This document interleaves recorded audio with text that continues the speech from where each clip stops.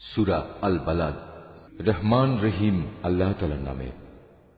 শপথ এ পবিত্র নগরীর, এ নগরীতে তুমি সম্পূর্ণ স্বাধীন। আমি শপথ করছি আদি পিতা ও তার ঔরস থেকে যা সে জন্ম দিয়েছে তাদের। আমি মানুষকে এক কঠোর পরিশ্রম দিয়ে পয়দা করেছি। এ মানুষটি কি একথা মনে করে তার উপর কারোরই কোনো ক্ষমতা চলে না?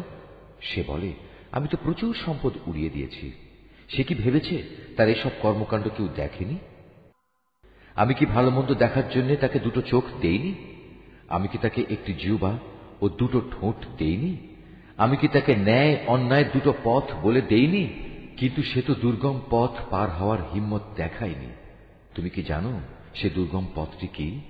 তা হচ্ছে দাসত্বের শেকল খুলে মুক্ত করে দেয়া, দুর্ভিক্ষের দিনে কাউকে কিছু খাবার দেয়া, নিকটতম কোনো আত্মীয় এতিমকে আহার পৌঁছানো, কিংবা ধুলো লুণ্ঠিত কোনো মিসকিনকে কিছু দান করা। অতঃপর তাদের দলে সামিল হয়ে যারা ঈমান আনবে, একে অপরকে ধৈর্যের অনুশীলন করাবে এবং একে অপরকে দয়া দেখানোর উপদেশ দেবে, তারাই হবে সত্যিকার অর্থে সৌভাগ্যবান। আর যারা অস্বীকার করেছে তারা ব্যর্থ হবে, যেখানে তাদের উপরে আগুনের শিখা ছেয়ে থাকবে।